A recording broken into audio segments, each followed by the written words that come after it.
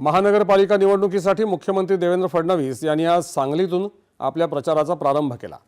सांगली, मिरज, कुपवाड महानगरपालिका निवडणुकीच्या प्रचारासाठी मुख्यमंत्र्यांनी आज भव्य जाहीर सभा घेतली। सांगली आणि कोल्हापूरवर येणारे पुराचे संकट रोखण्यासाठी 4000 कोटी रुपये खर्चाचा प्रकल्प हाती घेतला असून 2 टप्प्यात याचे काम सुरू करण्यात येणार आहे, असं मुख्यमंत्र्यांनी सांगितलं। हे पुराचे पाणी पश्चिम महाराष्ट्र आणि मराठवाड्याच्या दुष्काळी भागात वळवण्याचा प्रयत्न करत असल्याचं ते म्हणाले।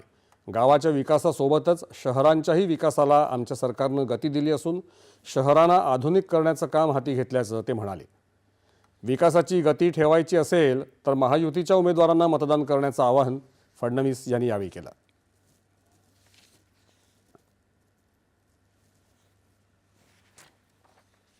खऱ्या अर्थानं आपण जर बघितलं तर आपल्या शहरांमध्ये राहणाऱ्यांच्या जीवनामध्ये सकारात्मक परिवर्तन घडवणं हा आपला या ठिकाणी प्रयत्न आहे।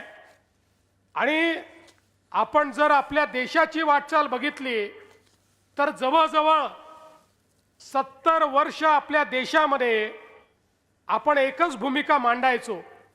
ती भूमिका चूक नव्हती, ती खरी होती। भूमिका आपली होती, भारत हा गावामध्ये राहतो, गावाचा विकास म्हणजे देशाचा विकास। पण ही भूमिका मांडता मांडता आपण हे विसरलो की भारतामध्ये शहरं देखील आहेत, शहरातील लोक राहतात, त्यांच्याही मूलभूत सोयी केल्या पाहिजेत। अन्न, वस्त्र, निवारा, शिक्षण, आरोग्य, रोजगार याकरता गावातनं लोक शहरात येत आहेत। यानंतर मुख्यमंत्री फडणवीस यांनी कोल्हापुरातल्या इचलकरंजीत रोड शो केला।